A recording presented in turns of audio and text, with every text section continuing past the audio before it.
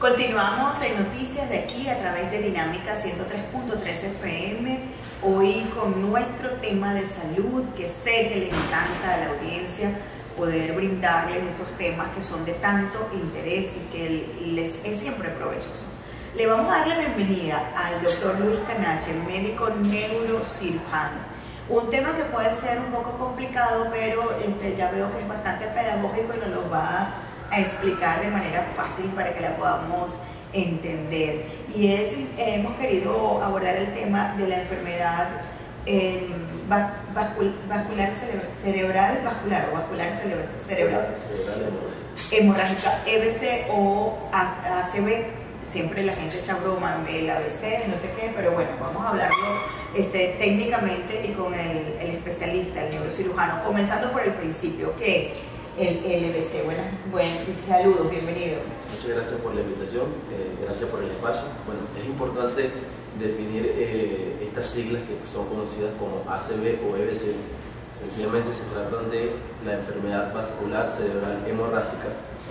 Puede haber también la variante isquémica, sin embargo el día de hoy hablaremos de la parte hemorrágica. Cuando hablamos de hemorragia estamos hablando de sangre, es decir, se vierte la sangre del espacio intravascular, es decir, de arterias o venas, a el espacio cerebral, y eso evidentemente se expresa como manifestaciones neurológicas que pueden comprometer ampliamente la vida del paciente. Desde el punto de vista epidemiológico, para toda la audiencia que nos ve o nos escucha, es importante recalcar que la enfermedad vascular cerebral se traduce en estas últimas 2 décadas y para el 2030 se espera que sea entre la primera y la segunda causa de muerte a nivel mundial. ¿Y eso por qué?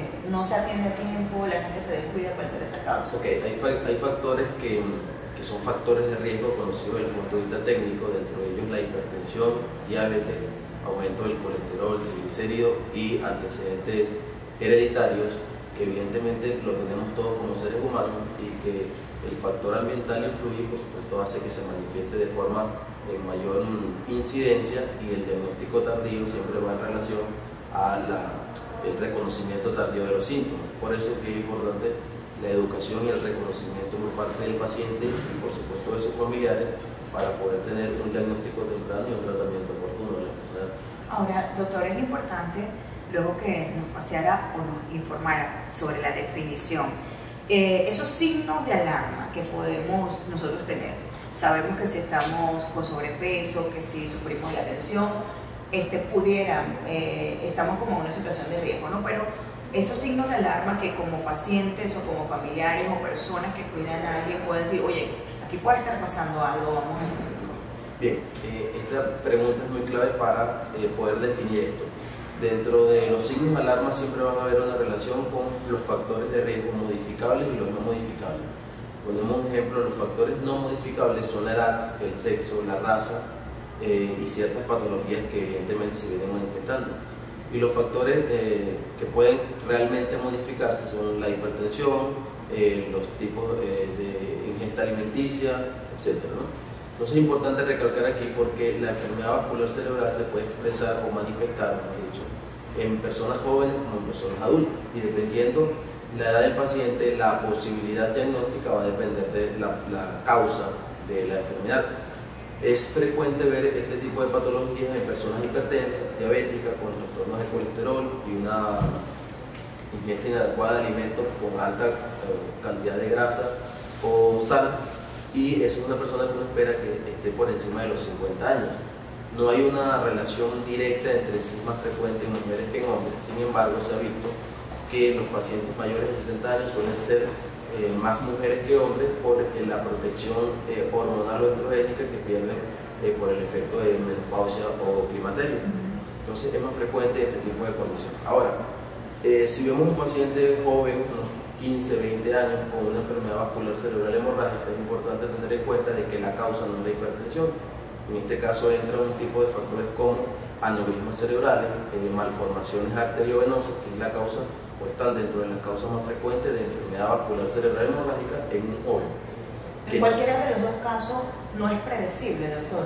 Hay condiciones que sí son predecibles relativamente, sin embargo hay factores que ayudan o estudios imagenológicos que ayudan a confirmar el diagnóstico. Para terminar de responder la pregunta anterior, Los factores a tener en cuenta es el sobrepeso, que es un factor importante. También cuidar los efectos del aumento de la tensión arterial. Un paciente con hipertensión o crisis hipertensiva de repetición son un paciente con alta posibilidad de sufrir una enfermedad vascular cerebral hemorrágica.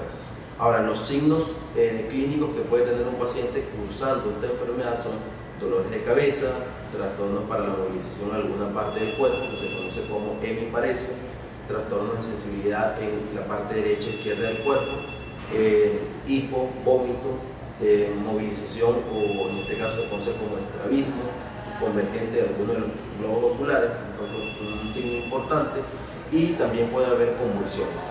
Entonces son signos de alarma que el paciente, cuando los padece, es importante que el familiar, quien evidentemente le acompaña, reconozca esos signos para poder tomar de forma temprana exactamente ante una emergencia. Y vamos a la emergencia o buscamos a un médico especialista, que sería en este caso. Bien, normalmente este tipo de pacientes, como ingresan por emergencia, lo ve el emergenciólogo siempre con una valoración ya sea por la parte neurológica o de medicina interna, y posteriormente, de acuerdo a la probable causa, lo evaluamos nosotros los neurocirujanos. Ahora, el método de diagnóstico para poder nosotros establecer que hay una hemorragia, es decir, que hay una enfermedad vascular cerebral hemorrágica, es la tomografía cerebral computarizada. Hay otros estudios que nos permiten identificar o como apoyo poder diagnosticar, que es la resonancia magnética. Okay. De acuerdo al aspecto imagenológico que hay en la tomografía en base a la enfermedad o a la hemorragia cerebral, entonces hay estudios de apoyo cuando se piensa que son aneurismas cerebrales o malformaciones cerebrales y no son por causa hipertensiva. En este caso están los estudios como la angiografía cerebral de 4 bases o la angiotomografía, que son estudios que permiten identificar si hay una alteración en la pared de la arteria o el sitio donde sangró o donde hubo la ruptura del vaso que produjo la hemorragia. Ok. Luego de haber conocido entonces qué es esos signos de alarma que hay que estar pendiente, yo me siento aquí, mira, me cago un balde de agua, luego tiene obesidad, no sé qué broma. Aunque la entrevista es para todos ustedes, ¿no? Pero sí hay que enseriarnos con todas las cosas que los médicos pues nos dicen. Y también qué hacer como familiar o acompañante de ese diagnóstico. Y bueno, hoy estamos hablando sobre la enfermedad vascular cerebro-hemorragia. Así es, tengo que aprender todos los términos. EBC o ACV, como les solemos decir. Estamos conversando con el doctor Luis Canache, médico neurocirujano, y ya nos decía sobre qué es esos señales de alarma que debemos estar pendientes y también el diagnóstico, pero nos gustaría saber, doctor Canache, los tratamientos para esta enfermedad una vez que es diagnosticado. Y algo muy importante que aprovecho y se lo pregunto de una vez, si todos los pacientes que son diagnosticados pasan a quirófano. Okay. Bueno, esta pregunta es clave, primero para poder establecer un tratamiento quirúrgico o una forma de tratamiento hay que hacer el diagnóstico. Habíamos hablado que el estudio por excelencia es la tomografía cerebral computarizada y que hay otros estudios que permiten confirmar la causa de la hemorragia, ¿no? Cuando no suele ser por causa hipertensiva, es decir, cuando la enfermedad vascular hemorrágica ha sido ocasionada por un aneurisma cerebral, que es frecuente, sobre todo en personas no necesariamente tienen que ser tan añosas, el tratamiento por excelencia se convierte en tratamiento quirúrgico. ¿Por qué? Porque hay que cerrar literalmente el defecto que generó la hemorragia. En este caso es obligatorio, se hace a través de una cirugía donde hay dos opciones, ya sea por una vía mínimamente invasiva, que es un catéter, o literalmente hay otra opción donde se abre el cráneo, se busca el defecto que generó la hemorragia y se coloca un clip. Eso se llama un clipaje de aneurisma. Ahora hay otro tipo de cirugías donde la hemorragia en sí dentro del cerebro genera compresión e irritación del cerebro, y entonces hoy en día se estudia mucho sobre que el tratamiento es también quirúrgico. Se retira una parte del cráneo, se busca el sitio de la hemorragia, se vacía el componente hemorrágico y se deja literalmente en ese espacio a intentar que el cerebro descanse. Eso es una indicación quirúrgica, evidentemente lo que va a determinar es la imagen.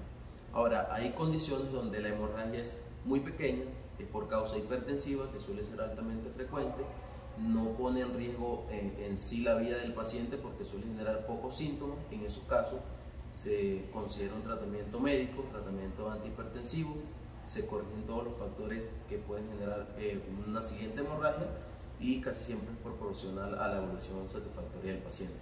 Entonces, ¿qué queremos decir con esto? Que el tratamiento siempre va a depender de la condición clínica del paciente, individualizar cada paciente, la evaluación imagenológica del estudio, y en base a eso, a cómo esté, entonces se toma una decisión si es quirúrgica o si no es quirúrgica.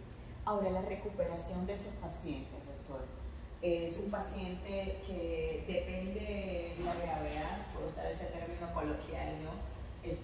Va a ser un paciente que va a tener luego una recuperación muy lenta o va a quedar tal vez postrado en la cama. ¿Cómo es esa recuperación? Sí, de hecho, esta pregunta es clave igual. La recuperación siempre va a ser proporcional a la gravedad del daño que la generó, ¿no?